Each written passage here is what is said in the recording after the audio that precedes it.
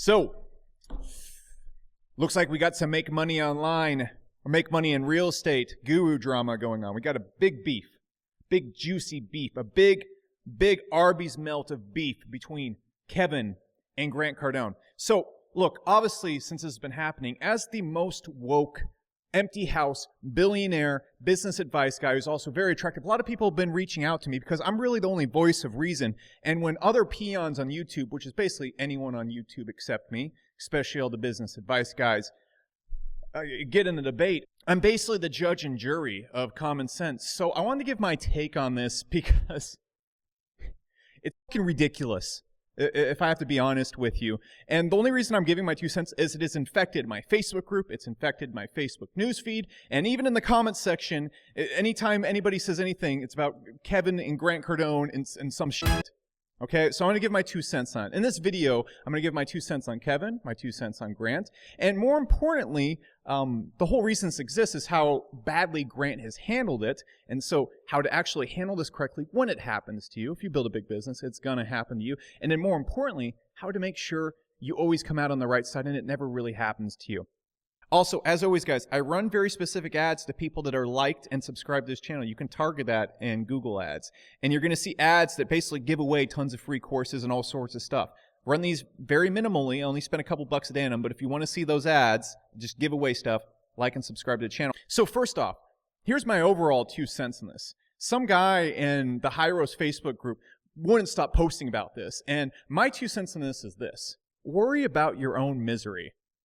I got other problems going on, and when I posted it back to this guy, he goes, "Oh, Alex, I'm very disappointed in you. How could you not have an opinion on this?" Look, dude, I'm a 31-year-old man.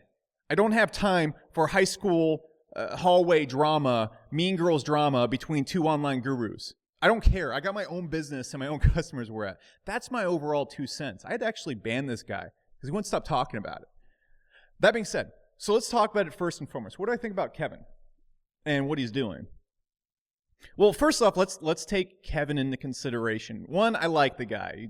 I don't have any problem with Kevin. But this is also, we must factor in, this is a guy that drives around in a car with a picture of his face on it and goes to the store in a hazmat suit during the coronavirus. Now, look, I'm going to let go of that second argument because I know if he watches this video or any of his fans do, they're going to say, well, his wife, she's at a risk person of coronavirus. I get it. I'm going to let the argument go. I forfeit. You're right.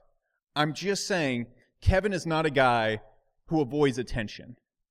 So, one of the most tried and true ways to grow your business really quickly, almost inappropriately fast, is going and finding the biggest grill in the room and starting drama with them. And if they handle it the way Grant has handled it, it works out in your favor 10 times over. I've seen this happen over and over and over again. If you pay attention to TMZ, this is the classic way people get tons of clout and tons of attention. If you go look at anybody who talks trash about Logan Paul, they have millions of views on their videos. If you look at when Ty Lopez was blowing up, all the millions of views that Guru's got, I was one of them. Of course, I wasn't talking crap about Ty, but giving my 2 cents on Ty. It's one of the best ways to get attention. So let's just leave it at that. That's exactly what Kevin's doing. Does this make him wrong? No, not at all. It's a very common way to get attention. For example, when I spent like 2 months talking trash about Star Wars, my channel was growing at like 2,000, 3,000 subscribers a day. However, when it comes to your business, I really don't like this tactic, and I will never build my businesses talking trash about other people's businesses or insinuating in their personal life. I don't think it. I think it's super cringy, but I also don't think it's unethical. It's not for me. Now, what do I think about Grant? So, all the stuff that's being said about Grant right now, like for example, he closed his ad agency. It's completely acceptable in a hard time to close a business that's not working. If you look at that business in particular, at least the feedback that people said in my group, it wasn't working well, and it wasn't working well for the customers, and it wasn't a great business to begin with. And so it's pretty obvious that I believe Grant and he was working with Frank Kerna, they just both got sick of it and shut it down. And it's a great time to shut that business down. Now, do I think that's great for all the employees? No, I don't think that's great. And there's all sorts of rumors on how it was handled. If it was handled that way, no, that's not great. But all this speculation on whether he was going bankrupt or something's going down or he's overextended, it's all speculation. It's all speculation. I know nothing about real estate, so my opinion on this is not, I'm not even going to try and dive into it and say, oh, it's legit because of this or it's not legit because of this. I literally don't care. All right. Grant's business could shut down and implode tomorrow. I don't care. Wish him the best, but frankly, what's going on in Grant's business doesn't really apply to me at all. So I don't really have a strong opinion on it. That being said, if you're sitting around thinking about Grant's business and what's going on there, one, it's based on nothing. Two, even if you do have some inside scoop, who cares? Three, worry about your own misery.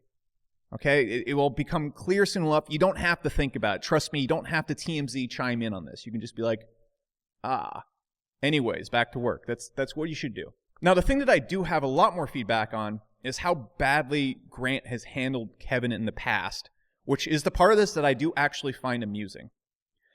I think he tried to sue Kevin or threaten him with a lawsuit. I think Kevin then went and showed up at his office or something like that. Look, this is how to handle this stuff if this happens to you. Because if you build a big business or you get an online following, this is going to happen to you. And Grant handled it in the worst way possible. If you have someone talking trash about you, there's a few different ways you can handle it. By far, the worst way to handle it is denying or throwing your ego into it or threatening to sue the person. Declaring war on the person, getting upset over the person, and trying to shadow battle them in court, it never ever works out well.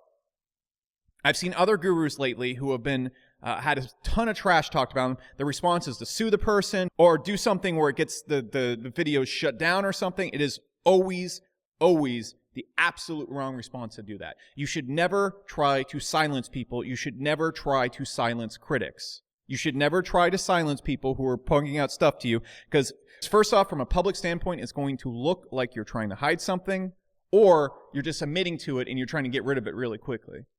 Neither of which is going to work in your favor. Secondly, it is going to fuel the problem 10 times more than it did before. If you go and threaten to sue someone, or you start getting mad, or you try to do something to knock them off or silence them, they are going to use that to get 10 times more attention. It is in fact what they are betting on. It is their Yu-Gi-Oh! Trap card. And if you're falling for it, it's just silliness. If you have a business and you are having people throw crap at it, one, the first thing you should actually do is you should look at the crap being thrown at you and say, is there any semblance of truth to this? Is this criticism correct in any way? Because a lot of times when people are throwing poop at your business, it's for a good reason, all right? Or it's because you are really playing on the boundary of what's acceptable, okay? People have thrown poop at my business all the time. In the past, I've really teetered on the boundary, okay? My ads have been extremely aggressive. And through that feedback, through actually listening to a lot of the negative criticism about those things, I've actually been able to improve my business a whole lot more. I've been able to make my customers so much happier. And so the wrong response when someone's saying crap about your business is not freaking out and throwing the sue them. Don't. Take the criticism. Fix your business. Fix the stuff you're doing. Be an adult about it and say, what on earth could I possibly be doing that is making all these people talk mad amount of crap about me? In the past, I've had, particularly like 6-7 years ago, there was this one blogger who was getting so much traction throwing crap at me. And I was so perplexed, like, what do I do? Do I go and respond to him? Do I not respond? What do I do? And so what I tried to do with this guy is I actually tried to make changes in my business, and then work with them a little bit and say, like, what do you want? Like, how do I stop this? And that's the right response. And that's what will work 90% of the time. Ask the person, like, hey, what do you have a problem with? You know, if it's causing you a lot of trouble, or look at it and say, what's this person have a problem with? And is it right? Can I fix it? A lot of times, turn off just like that. You're going to run into the trolls, though, that realize they're getting so much attention and they want to sell something too. They're going to start the drama and then sell something very similar to your product. And they don't want to stop. And so there's no appeasing these people. And so what you want to do in this case is this. You want to be the better person.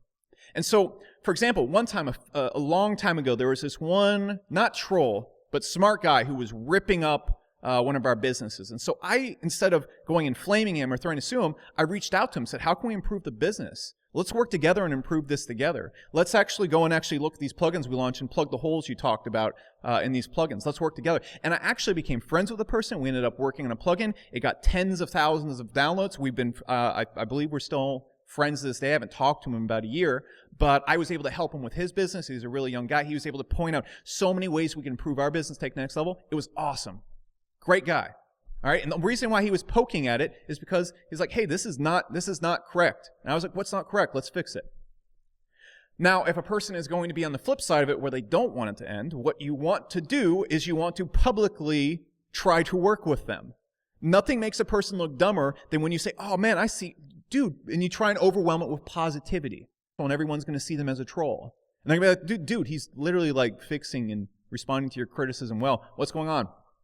Best example of this. Befriend the person like Ty Lopez did to H3H3.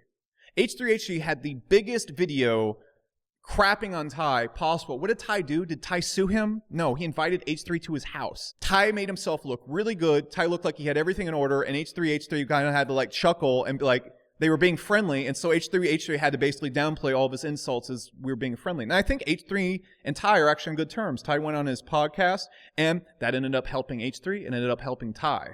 That's how you deal with it. But in this case right here, Grant, I guess, sued him, and I guess it doesn't look good. And what did it do? Kevin, every single time he got threatened to get sued, made a video about it. Gets tons of views.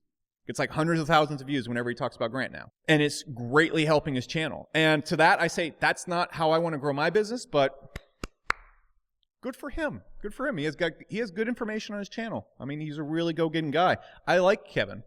I don't so much like this method, but, teach their own. Finally, how do you stop this from happening to you? Because it will happen to you. It's happened to me. My 2 cents on it is this. If you want to see the best handling of this ever, look at Hugh Hefner and Playboy. Playboy was so controversial. So many people wanted to take Playboy down. And if you look at Hugh Hefner, at least in his documentary that puts him in a very good light, this guy was so straight-laced. They never made any unethical decisions except going and actually bribing for a liquor license in New York City. Every other part of his business, he kept himself peachy clean because he knew people were going to come after him. People were going to call him on that. In fact, the Drug Administration tried to pin him as a drug lord of some kind, and they went after his assistant so much that she actually she ended her life. It was very serious stuff. The people who wanted to shut down Playboy and mess with Playboy and mess with Hugh Hefner were out of control. And that's because he was really in the public light. He had a very public business. He had a very controversial business. And so when you are in the public light, when you grow your business, it's not a if, it's a matter of when. People come and try to mess with you. And what you need to make sure of is that you are not able to be messed with, or if you are dancing on the borderline, you better be prepared for the consequences. I see so many people, they run guru businesses with really aggressive ads like I ran, and then they flip it when someone talks about them. They flip out when someone tries to start drama with them or call them out on it. Guess what? You don't get to dance in the gray area without getting called out. You just don't. And so when people try and call me out for my past ads, I'm like, hey, that's a pretty damn reasonable criticism. Guy sitting in front of a Lamborghini talking about how to make money on the internet, you should be extremely skeptical. You really should. And if you can't accept that reality, don't do it. And then next, you need to think well in advance how you are impacting the world and what you're putting out there. Because it's going to all come back to you. If it's good, it's going to come back to you. If it's bad, it's going to come back to you. I see so many people, they overextend in their businesses and go way further than they should to make money faster than they should, and they eventually end up getting in a lot of trouble. It's because they don't run a clean ship, and they go out there, they run their mouth on social media, and people pay attention to them. And not all attention is going to go your way, so you need to be prepared when things don't go your way. And the worst thing you can do ever is threaten to sue people or try to blow it off or be negative about it. Just be positive about it. So that's my 2 cents on it. That's all there is to it. And I don't even have a cool outro, so I'll just see you when I see you next.